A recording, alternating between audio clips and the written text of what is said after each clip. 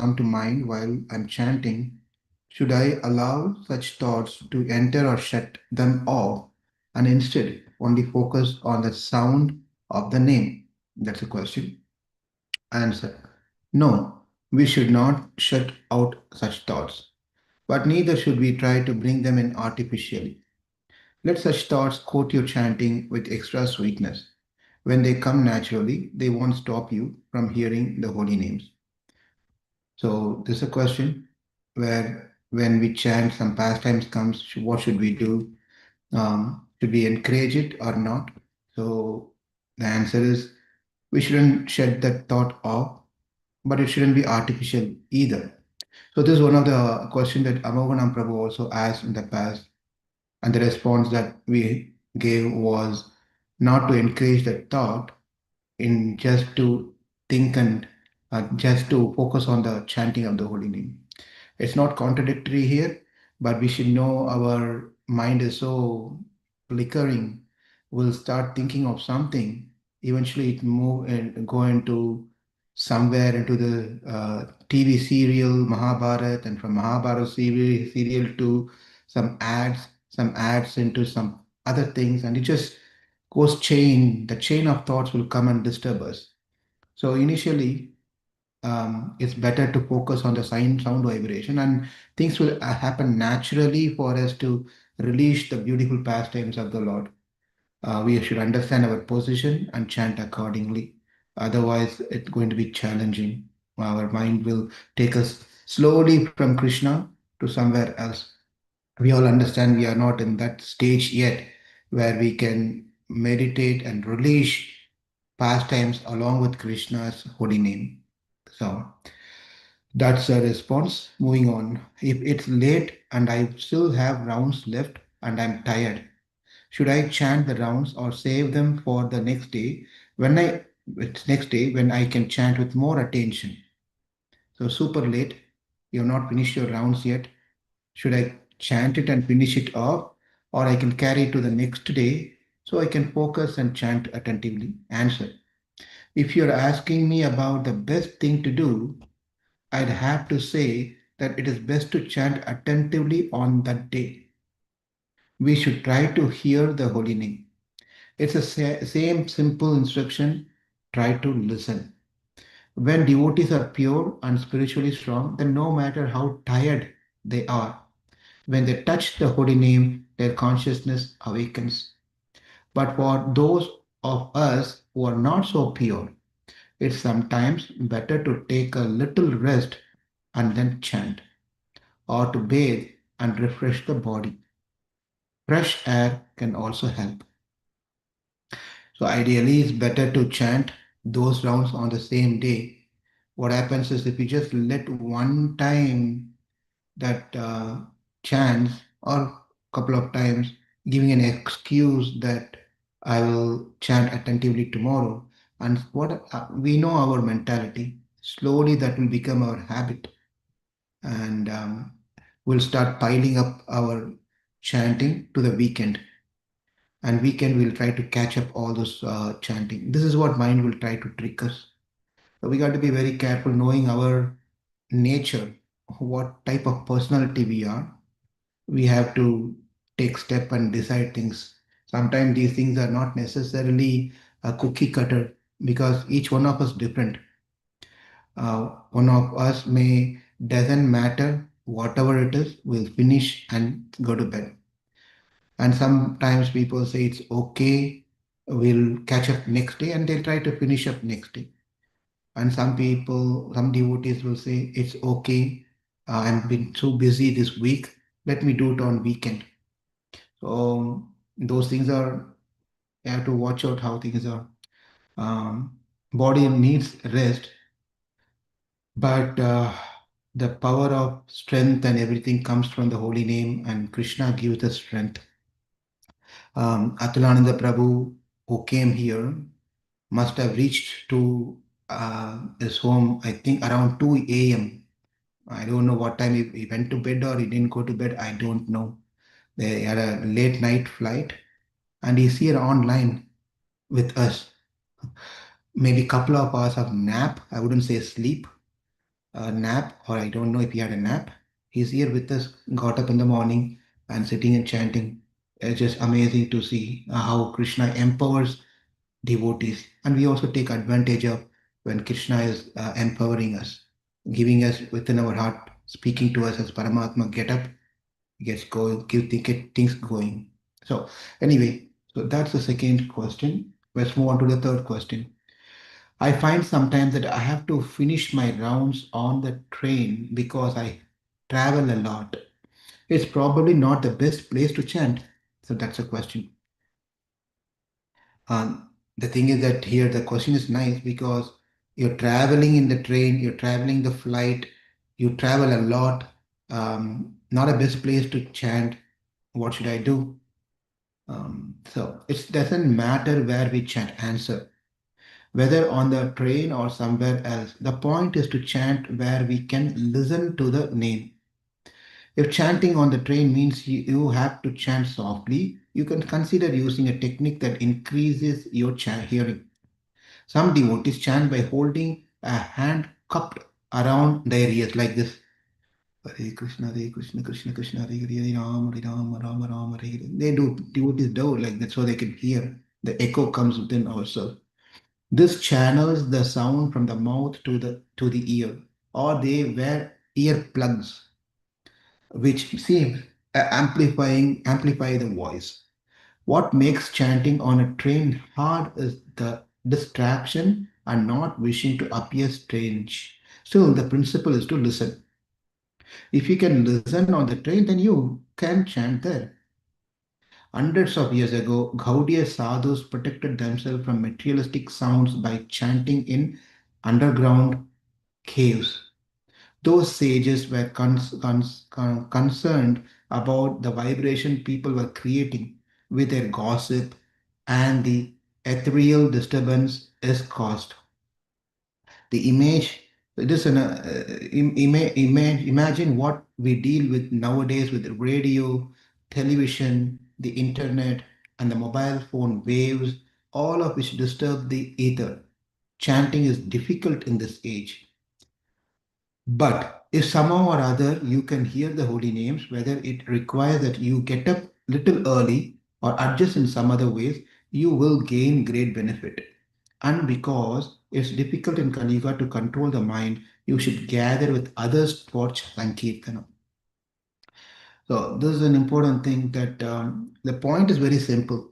We chant, when we chant, we are able to hear what we are chanting, and we are chanting for our own purification, not for others to notice, not for others to appreciate, not to show that we are a devotee, and so forth. So that's the important point here. And sometimes another point is that one should not definitely chant while driving. If you're driving, you're holding the steering wheel, and in other hand, you're having a chanting counter or a beads and chanting and driving together. That's all not a very good chanting at all. Um, and also, when you're chanting, if at all we have to talk to someone, we pause chanting and then talk and then resume our chanting. Why I'm saying this is sometimes devotees have conversation in between their chanting, and the other person will talk. Yes, Prabhu. Yes, correct, Prabhu. So they keep chanting and they also talk. So that's all not a very good quality chanting. It's not at all chanting, in fact. So the best thing is to pause, talk. You shouldn't talk first of all. Better to avoid talking if you're wanting to chant your rounds. Nothing is more urgent and important than chanting. That we should know. Everything else can wait uh, for this purpose. Because if you're not going to, this was when I was in Houston conference, Badri Narayana Swami was there. He was giving a class, I believe, or in a meeting somewhere. He mentioned this. When he was a temple president, he was chanting, and then one devotee came and with a problem. He wanted to some solution. So he went to Bhakti Narayana Swami and said, I want to talk to you. I want something that's problem. I want some solution. And Bhattinarayana Swami said that, well, you want a materialistic solution or a spiritual solution? He asked this to that person. And the devotee said, of course, I need a spiritual, nice decision. I need nice solution from you, which helps me.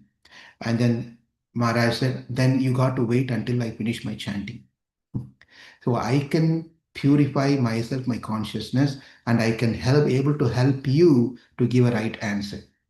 So you can understand how important, as we are the preachers, or as we are in the movement here, we may have various skills. For example, Vaisheshika Prabhu was a stalwart in book distribution. One of the important point that he says is to sadhana. Without you having a proper sadhana, without you having a proper practice of Krishna consciousness, chanting and reading scriptures and listening to the lectures and so forth, these are serving the devotees. These are the sadhanas. Of the base of everything is chanting. If this is not strong, then we won't be able to be successful. All our great leaders stick on to this point, so that we can be successful in what we are doing in Krishna consciousness. So that's the point here on this particular question.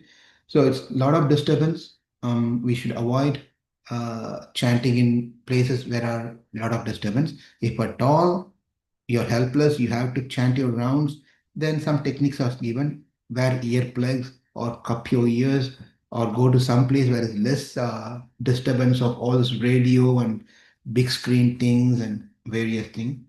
So those are the things. All right.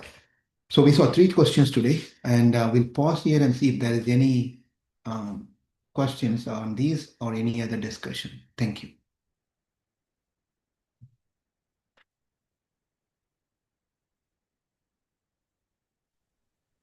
Hare Krishna, Prabhuji. I have a question. So, for me, usually chanting in public place with beads, it feels a little awkward to do that. So, how can I overcome that awkwardness, feeling of awkwardness? Nice. Okay. Yeah. So may I ask you, if you don't mind, how many rounds you're chanting now every day? For Okay.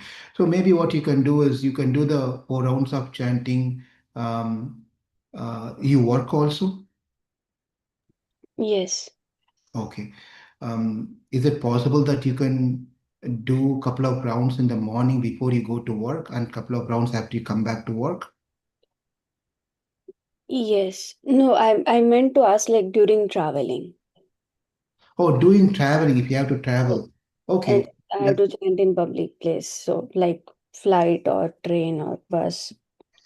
I mean, definitely, in the flight, there's no problem because the engine sound is so loud, you don't hear any other sound. Everyone is wearing their own earplugs to watch movie or whatever they do. So in the flight, it's not a problem at all.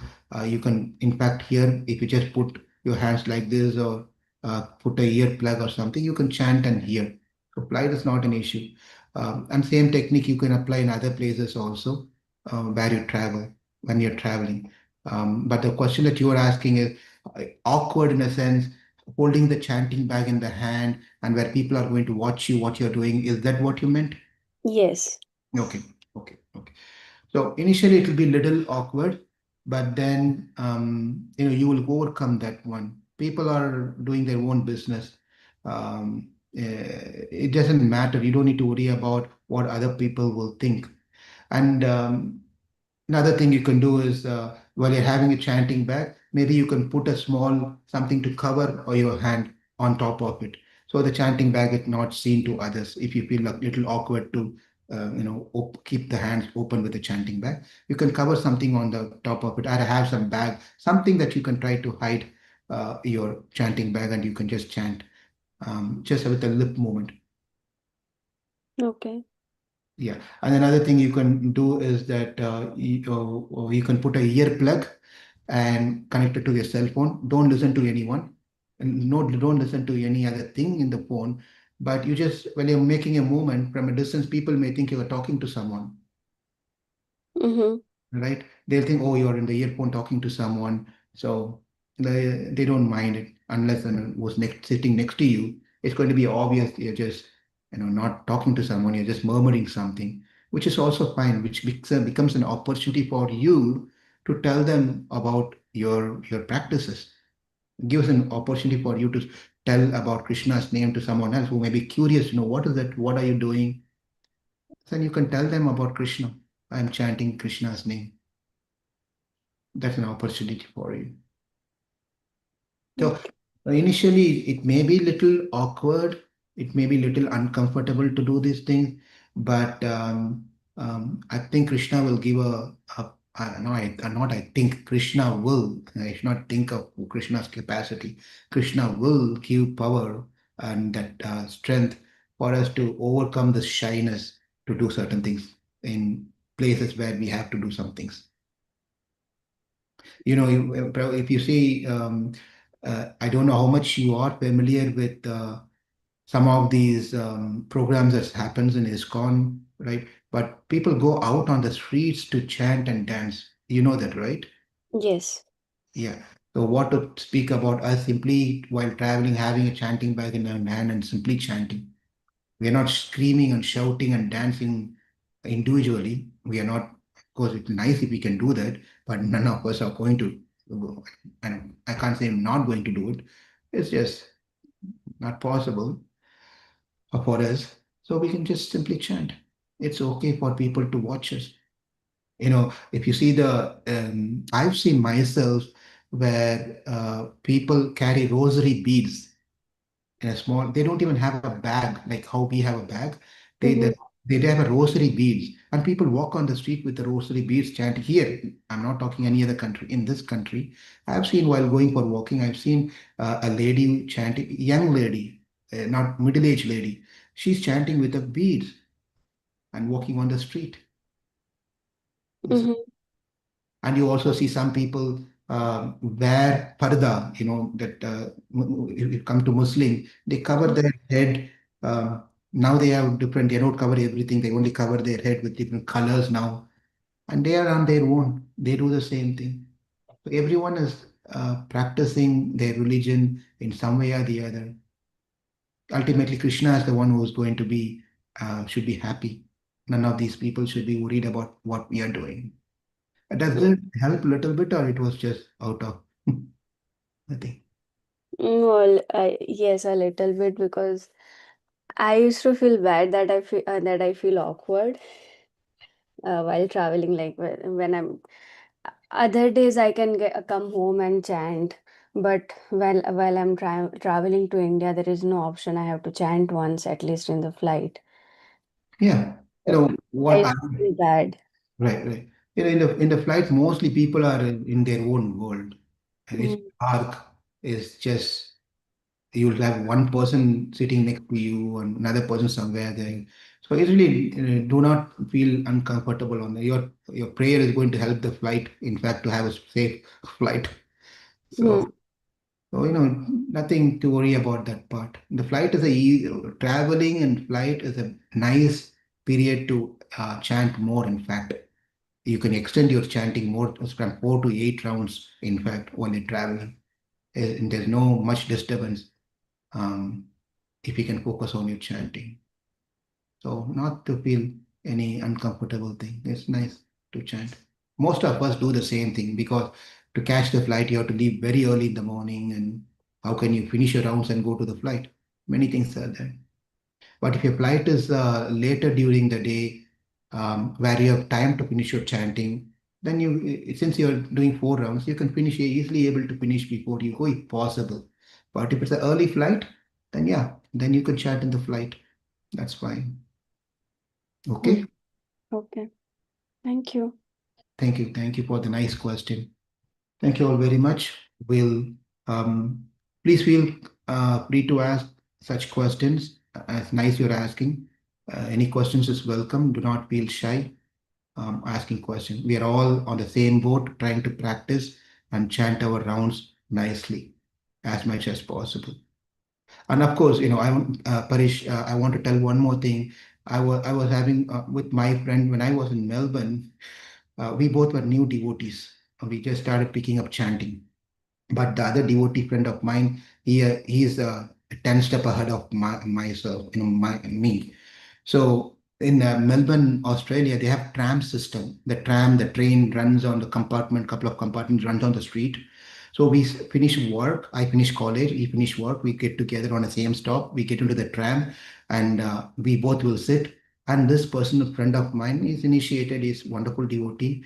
Is doing a lot of service. So he started. I'll sit and I'll be also chanting that time in the tram. I won't be chanting. I was like yourself. I was feeling shy to chant in public place with the chanting beads, and I will not do that one. But then this person will get into the when his stop comes, he gets into the tram. He comes and sits right next to me, and Hare Krishna, Krishna Krishna, Hare Hare, Hare Ram, Ram. I will feel so awkward. Hey, Ranga, his name is Ranga, uninitiated. Ranga, what are you doing? This is a public place. You can't, just don't make me uncomfortable. It's just people are watching you. Hare Krishna, Krishna Krishna, Hare Hare, Hare Ram. He also shakes his head and does all those things. Just imagine. No one knows what you're doing. From a distance, they are watching.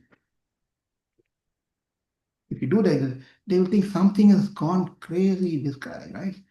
Yeah. But he used to do that one. I stopped traveling with him. I stopped traveling. Then one day I went with him to a walking to the woods in a park where a light of beautiful trees and birds chirping and all those things. Over there, Hare Krishna, Krishna Krishna, Hare Hare, Hare Ram, Hare Ram. I said, why are you screaming here? He said that by the holy name, all the creatures and trees and everything, let it get benefited. Right? So people are wonderful. Devotees are wonderful. They don't worry about anything. But my point is again, in a public place, you watch out. You don't need to because Gurujana Prabhu has told you have to listen. Does not mean he's telling scream and chant because there's a lot of noise there. You double your voice so that you can hear. That's not what he's trying to say. As much as possible, finish your rounds at home. If not possible, you have to travel like this situation, then chant. The best that you can listen, chant by all means, and don't worry about other things, shy and what other people will think. All right, I think I'll stop here. Otherwise, I'll keep on going with this thing. Thank you very much. We'll meet again tomorrow.